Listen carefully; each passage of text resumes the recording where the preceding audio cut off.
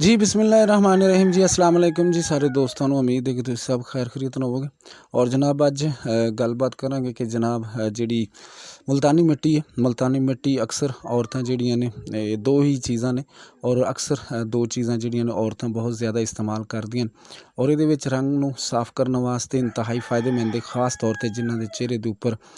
बार बार दाने निकल आते हैं या उन्हां दे मसले थोड़े जे बनते हैं कि चेहरे के गदूत जो बिगड़ जाते हैं तो उहदे विच भी एक बहुत फ़ायदेमंद साबित होंदी। इसी तरह ही इहदा बहुत ज़्यादा कमाल है और बहुत ज़्यादा फ़ायदा कि ये जिहड़ी चीज़ है इहदा इस्तेमाल बेहतरीन और फ़ायदेमंद है। और दोस्तों के गुजारिश है कि जनाब वीडियो शुरू करने तो पहले चैनल नूं सबसक्राइब करन और जनाब इनू लाइक भी करन और दोस्तों शेयर भी करन ताकि दूसरों तक भी ये भला पहुँचे। और जनाब इहदा फ़ायदा जिहड़ा सब तो वड्डा है यही है कि जनाब ये चेहरे के जिन्ने भी मसाम होंदे ने उन्होंने साफ़ कर देंदी और उहदे नाल जिहड़े दाने बन रहे होंदे ने या रंग बिल्कुल ही ब्लैक हो जाता उहदे वास्ते बहुत ही फ़ायदेमंद है। क्योंकि इहदे कोई कैमिकल नहीं कोई ऐसी चीज़ नहीं है कि जिहड़ी जिल्द नूं जलाएगी और ना ही इहदे विच कोई ऐसी चीज़ है कि जिहड़ी नुकसानदेह हुंदी। इहदे विच असीं सब तो पहले जनाब जिहड़ी लवांगे चीज़ वो जनाब मुल्तानी मट्टी है। मुल्तानी मट्टी जितनी भी तुहानूं चाहिदी होवे यानी उहदे विच 50 ग्राम चाहिदी होवे जितनी भी चाहिदी होवे वो लैके उहनूं अच्छे तरीके नाल तुसीं बरीक पाउडर कर लो कपड़ छाण कर लो और जनाब उहदे विच तुसीं जिहड़ी अच्छी क्वालिटी का अर्क गुलाब लैना अर्क गुलाब लैके उहदे विच तुसीं पा के उहनूं पेस्ट बना लो और पेस्ट बनाने तो बाद तुसीं चेहरे के उपर लगाओ। देखो जिस तरह कि तुसीं अर्क गुलाब देख रहे जी लेकिन ये एक हल्की कंपनी का और अच्छी कंपनी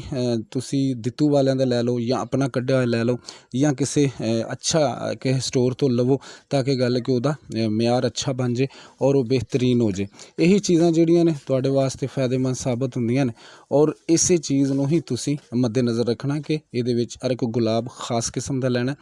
और जिहड़ा अच्छा अर्के गुलाब होएगा वही तुहानूं फ़ायदा भी उतना ही अच्छा देगा। इहदे विच पेस्ट बनाने वास्ते तुसीं कम से कम 1 घंटा पहले तुसीं इहनूं भीं दिओ पानी के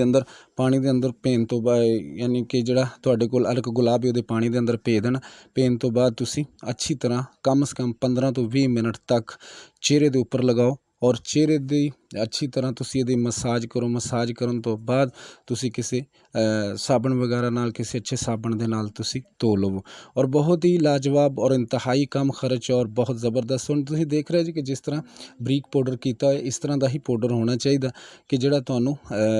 एक फ़ायदा भी ज़्यादा दे और बेहतरीन इहदा रिजल्ट भी आए। बेशुमार अमराज दे विच खास तौर ते असी इस्तेमाल करने जिस तरह कि तुसी मुल्तानी मट्टी दा मुल्तानी मट्टी 2-3 किस्म दी होंदी लेकिन यही जिहड़ी नज़र आ रही तुहानूं इस ही रंगत दी लैनी चाहिदी। इहदे नाल एक कमाल हुंदा है कि फ़ायदे के लिहाज नाल बहुत ही कमाल दी चीज़ है और ख़ास तौर ते चेहरे दे जितने भी मसाइल होंदे ने उन्हां सारियां चीज़ां नूं फ़ायदा करदी है।